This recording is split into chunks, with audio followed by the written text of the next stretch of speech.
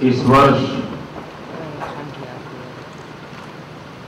लग रहा था कि बारिश शायद हमारी मदद न करे।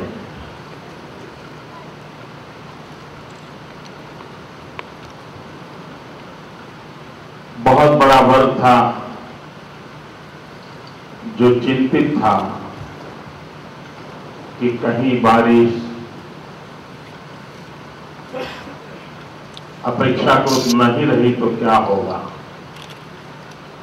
एक छोटा वर्ग बहुत खुश था कि चलिए इस बार तो मोदी की कसौटी हो जाएगी, लेकिन ईश्वर ने उनकी नहीं सुनी। ईश्वर ने गुजरात की जनता की आवाज को सुना और परिणाम यह हुआ कि बहुत अच्छी बारिश हुई। मैं लगातार राज्य में किसानों से आग्रह कर रहा था कि हम ड्रिप इरिगेशन को अपनाएं,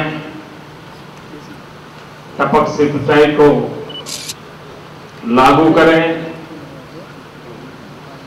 किसान तो उस दिशा में आगे बढ़ रहे थे, लेकिन परमात्मा ने परफेक्ट ड्रिप इरिगेशन कर दिया इस बार।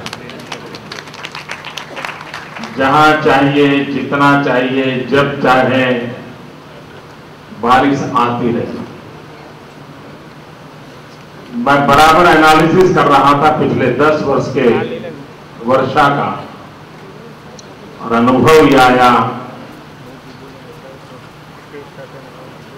कि जलाशय सर्वाधिक इस बार भरे हैं। वर्षा पूरे राज्य में समान रूप से हुई है, और अब तक के हिसाब से कह सकते हैं, जो पुराने जमाने की भाषा है, 16 आनी वर्ष, तो एक खुशी का माहौल है। और लगता है कि अगर हम परिश्रम करें, हम पसीना बहाएं, तो परमात्मा बहुत कृपा करता है। और इस वर्ष गुजरात पर परमात्मा की बहुत कृपा रही है। तो गुजरात की विकास यात्रा को ईश्वर की यह कृपा और नई शक्ति देगी और नया सामर्थ्य मिलेगा। और इसलिए धन्वंतरी की भूमि पर से ईश्वर को प्रणाम करना मैं उचित मानता हूं। ईश्वर का धन्यवाद करना आवश्यक मानता हूं। मतलब पूरे विश्व में एक नया बदलाव आया है। आमूलचूल सोच में परिवर्तन आया है। एक समय था, अगर बीमारी आई तो जल्द ठीक हो जाना, तुरंत काम पे चला जाना। अगर इंजेक्शन से ठीक होता है तो गोली का इंतजार नहीं करना। अगर ऑपरेशन से अच्छा होता है तो इंजेक्शन का इंतजार नहीं करना। यानी सोच ऐसी बनी थी, कुछ भी करो लेकिन बाजार शाम को काम पे लग जाओ। उस सोच में बहुत बड़ा बदलाव आया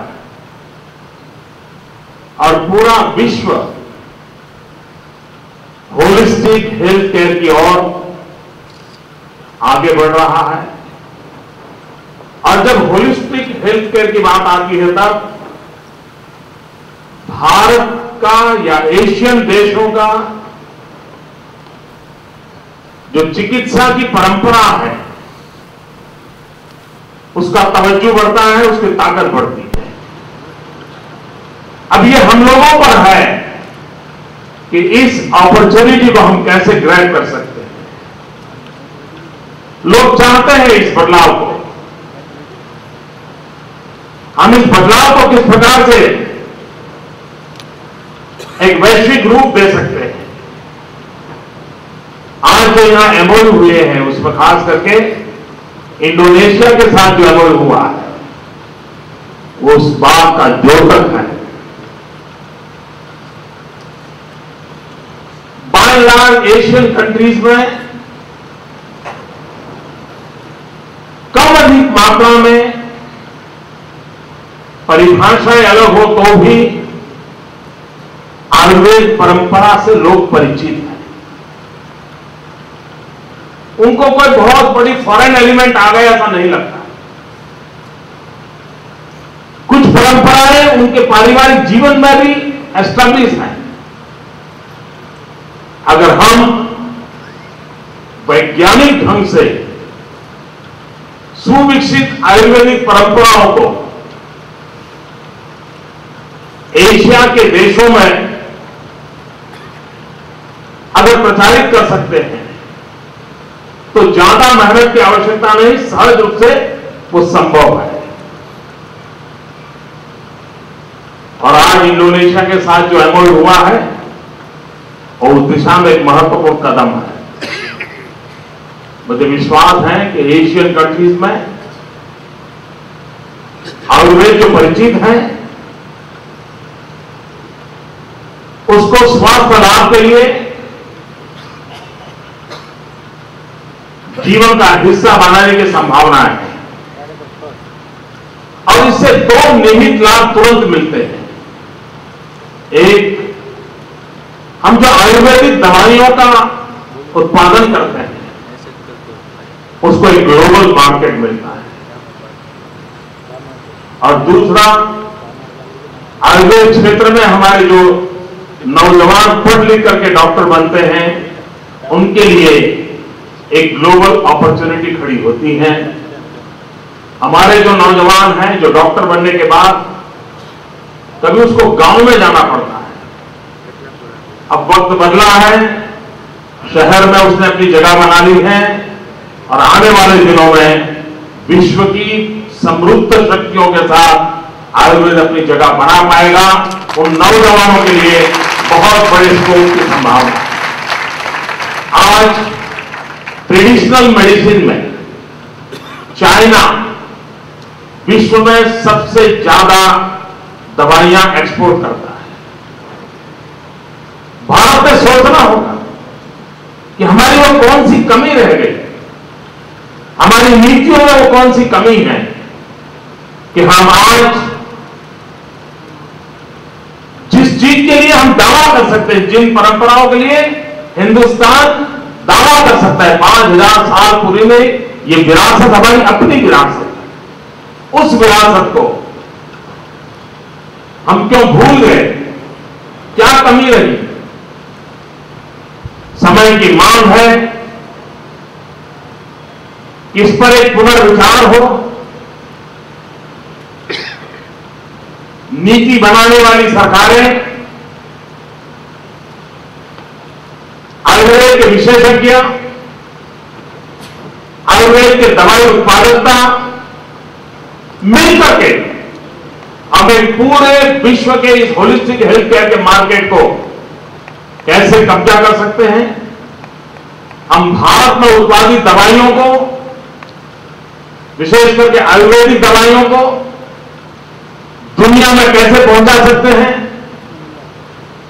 हमारा जो किसान आयुर्वेदिक फसल की ओर जा सकता है, उन पौधों की ओर वो जा सकता है अगर उसको सही मुआवजा मिले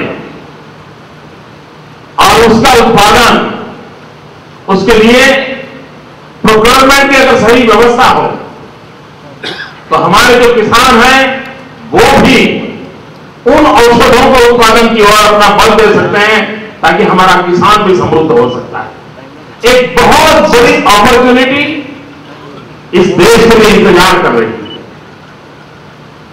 और अगर हम उसको सही ढंग से कर लें तो हम चाइना के बराबर होने में देर नहीं हो सकती है और अगर सही दिशा में आगे बढ़े तो हम चाइना को पीछे छोड़ करके विश्व बाजार में अपनी जगह बना सके। मैं ये नहीं जानता हूं कौन कर पाएगा, कब कर पाएगा, लेकिन एक ऐसा क्षेत्र है जिसमें संभावनाएं, अनगिनत संभावनाएं बड़ी हैं और जिसका हमने लाभ लेना चाहिए। आयुर्वेद में बहुत बदलाव आया है। आज से 25 साल 30 साल पहले आयुर्वेद के संबंध में जो कल्पनाएं थी उसमें आमूलचूल परिवर्तन है। वरना पहले तो आयुर्वेद की दवाई की परंपरा ही ऐसी थी कि पेशेंट अपने आप को कंफर्ट अनुभव नहीं करता था। वो छोटी छोटी पूड़ियां हैं, फिर कुछ सुबह इतना उबालो, शाम को इतना उबालो, इतना परसेंटेज पानी को डालो, ऐसा इतनी प्रक्रियाएं थी कि आमतौर पर 70 के साल के बाद ही सोचेगा कहा चलो अब ये काम करूंगा। और पंडित नेहरू के जमाने में कमीशन बैठा था, हाथी कमीशन। उस हाथी कमीशन से कहा गया था कि आयुर्वेद को लोक भोग के बनाने के लिए क्या करना चाहिए, सोचने की आवश्यकता है। वो जो कमीशन का रिपोर्ट है वो रिपोर्ट पढ़ने जैसा है। सरकार में तो बाद में किसी को फुर्सत नहीं रही इसको पढ़ने की, लेकिन उसके जो प्रथम चैप्टर है वो बड़ा इंटरेस्टिंग है। उसने सुझाव दिया है कि आयुर्वेद का प्रचार, आयुर्वेद की शक्ति वो तो दुनिया को जब परिचित करवाएंगे तब करवाएंगे। सबसे पहला काम यह है कि आयुर्वेदिक जो दवाइयां हैं उसके पैकेजिंग को सबसे पहले बदलने की आवश्यकता है। अगर एक बार पैकेजिंग बदल दिया तो ये दवाइयां पॉपुलर हो सकती है। और हम पिछले 25-30 साल में जो आयुर्वेद दवाई के उत्पादक हैं उससे हमने पाया है कि उन्होंने इसमें बदलाव लाया, उत्पादकों ने बदलाव लाया। पहले एक जमाना था त्रिफला लेनी है तो 3 प्रकार के डिब्बी में से पाउडर निकालो, इतना इतना मिक्स करो, फिर लगाओ, तो कठिनाई रहती थी। अब त्रिफला की गोली मिल गई, वो भी अच्छी पैकेजिंग में मिल गई, आप कैरी कर सकते हैं। तो बदलाव आया है। जितना ज्यादा इस प्रकार का बदलाव आएगा उनके मूल तत्वों को पकड़ रखकर मैं समझता हूं हम काफी मात्रा में इसको पॉपुलराइज कर सकते हैं। उसी प्रकार से मेडिकल साइंस में डायग्नोसिस के लिए टेक्नोलॉजी ने बहुत बड़ा स्थान प्राप्त किया है। यह समय की मांग है कि उपचार आयुर्वेद पद्धति से हो, लेकिन जांच आधुनिक विज्ञान से हो। अभी आयुर्वेद वाला कहेगा कि नहीं, ब्लड टेस्ट के रिपोर्ट को मैं नहीं मानूंगा, मैं तो तुम्हारी नाड़ी पकड़ के ही दवाई दूंगा, तो पेशेंट को भरोसा नहीं होता है। और इसलिए अगर ब्लड टेस्ट से पता चलता है कि ये कमियां हैं तो कमियों का उपाय आयुर्वेद से करेंगे। अगर ये 2 चीजों का हम बढ़िया कॉम्बिनेशन बना लेते हैं कि जिसमें जांच आधुनिक टेक्नोलॉजी से, आधुनिक विज्ञान से, परीक्षण के लिए आधुनिक सारी व्यवस्थाओं को स्वीकार करें। अब जैसे रक्तचाप है, ब्लड प्रेशर, अब आयुर्वेद डॉक्टर भी ब्लड प्रेशर को जांचने के लिए पुरानी परंपराओं को नहीं, आधुनिक विज्ञान को स्वीकार करता है, टेक्नोलॉजी को स्वीकार करता है। ऐसी कई चीजें, अगर इसका कॉम्बिनेशन हम विकसित करें तो हम अपने आप पेशेंट का विश्वास जीतने में बहुत सरलता से उसको स्वीकार कर सकते हैं। और बाद में पेशेंट भी कॉन्शियस है कि भाई हाँ, ये मेरी कमी है, मेरी कठिनाई है, ये तो पक्का हो गया। अब एलोपैथी का रास्ता मुझे यहां ले जाता है, आयुर्वेद का रास्ता यहां ले जाता है, होम्योपैथी का यहां ले जाता है, यूनानी का यहां ले जाता है। वो आपको आप होलिस्टिक जो रास्ता होगा इसको चुनना पसंद करेगा और तब जाकर के आयुर्वेद की स्वीकृति बढ़ेगी। हमने अगर इस व्यवस्थाओं को किया तो बहुत बड़ा लाभ हो सकता है। दूसरी एक कमी आ रही है, वो कमी ये है कि दुनिया बदल चुकी है। हर किसी को लगता है कि भाई मैं अपने आप को वैद्य क्यों कहूं, जरा बिलो डिग्निटी लगता है। मैं अपने आप को डॉक्टर क्यों न कहूं।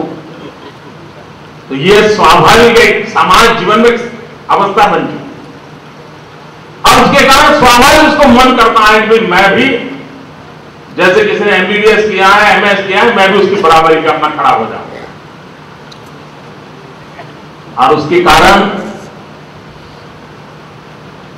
लोग उसको जानते हैं कि आयुर्वेद के डॉक्टर हैं, लोग उसको जानते हैं कि वैद्यराज हैं, लेकिन फिर भी वो मोहित हो जाता है कि आयुर्वेद की प्रैक्टिस छोड़ करके एलोपैथी की प्रैक्टिस की ओर चला जाता है।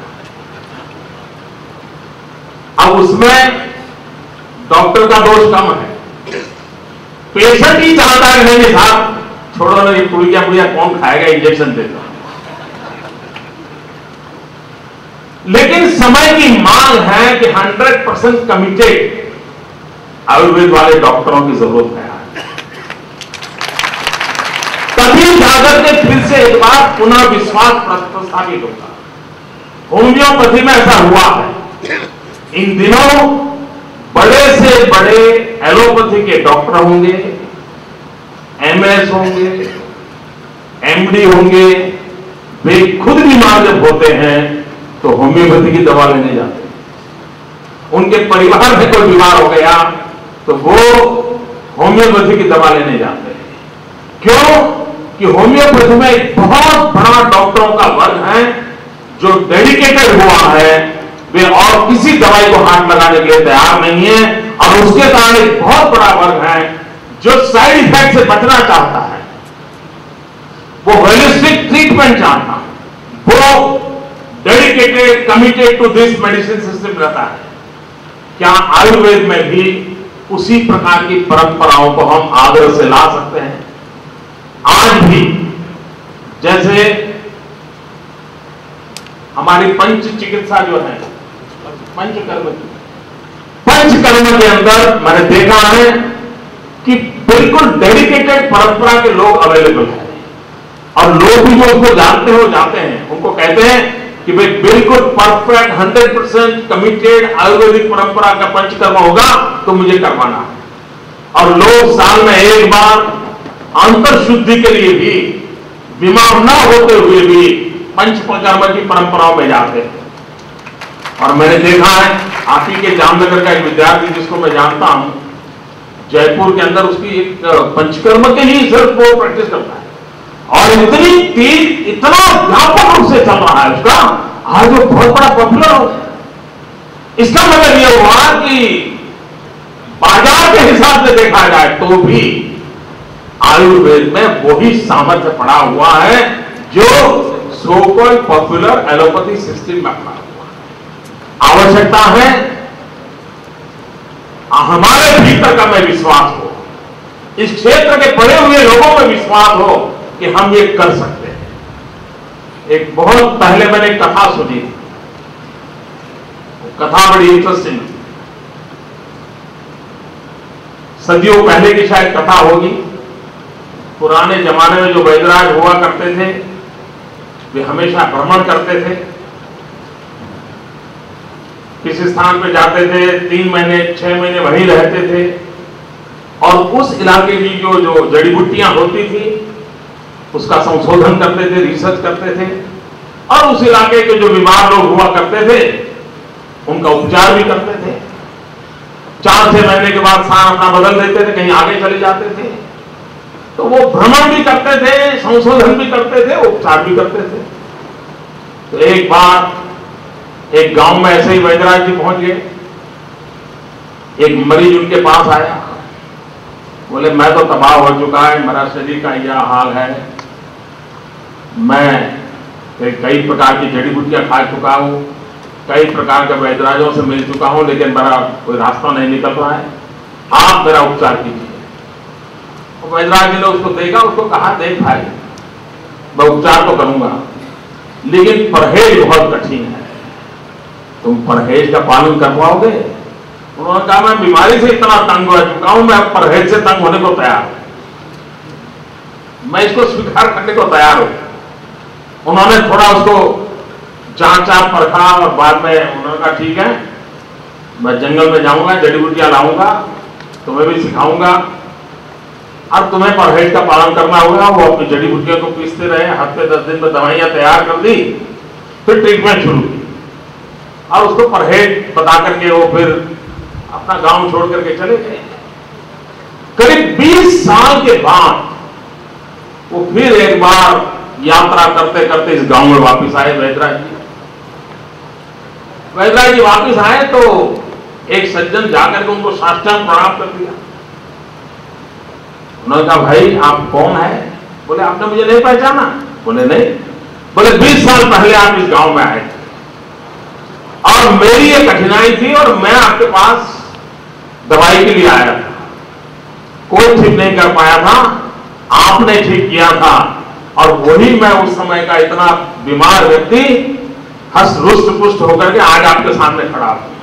तो ये आप ही के काम है और इसलिए मैं आपको साष्टांग प्रणाम करता हूं। तो वैदराज जी को याद तो नहीं था, उन्होंने याद करने की कोशिश की। उन्होंने कहा फिर मैंने क्या क्या कहा था तुमको? क्या क्या? तो बोले आपने मुझे परहेज में खिचड़ी और कैस्टर ऑयल खाने के लिए कहा था। तो बोले तुमने खाया था? बोले खाया था क्या, 20 साल हो गए आज भी वही खा रहा। तो वैदराज जी खड़े हो गए, उन्होंने उस पेशेंट को साष्टांग किया।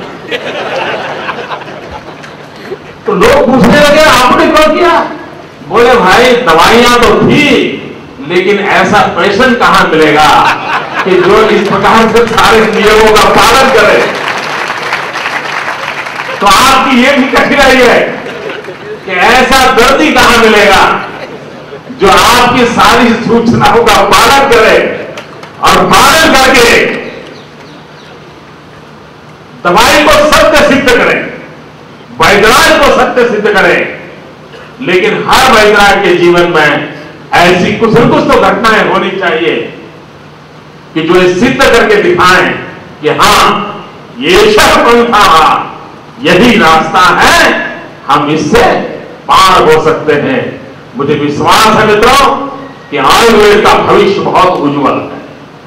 होलिस्टिक हेल्थ केयर का पूरे दुनिया के अंदर युग शुरू हुआ है, उसका अगर लाभ हम उठा सकते हैं, विश्व जिस भाषा में समझता है उस भाषा में समझाना पड़ेगा और फिर फ्रॉम नोन टू अननोन, जिसे वो जानता है वहीं से शुरू करते हुए जो वो नहीं जानता है हम जानते हैं वहां तक खींच करके लाना, ये हम सब का दायित्व है।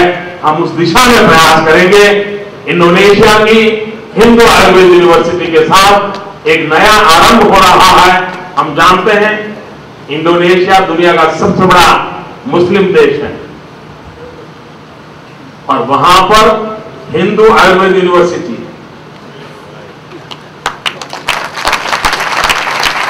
हमारे देश में ऐसा होता तो पता नहीं सेकुलरिज्म को क्या कुछ हो जाता, सारा सेकुलरिज्म जो है खतरे में पड़ जाता। बहुत कम लोगों को मालूम होगा, अभी गणेश चतुर्थी का उत्सव चल रहा है ना, इंडोनेशिया की जो करेंसी है उस करेंसी पर मुख्य चित्र जो है, जैसे हमारे यहां महात्मा गांधी का है, वहां पर गणेश का है।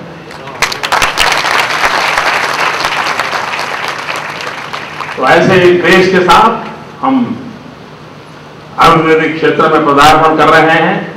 मैं शुभकामनाएं देता हूं और मुझे विश्वास है कि गुजरात की इस विकास यात्रा के अंदर होलिस्टिक हेल्थ क्षेत्र में भी गुजरात अपना नाम रोशन करेगा। बहुत बहुत शुभकामनाएं, बहुत बहुत धन्यवाद।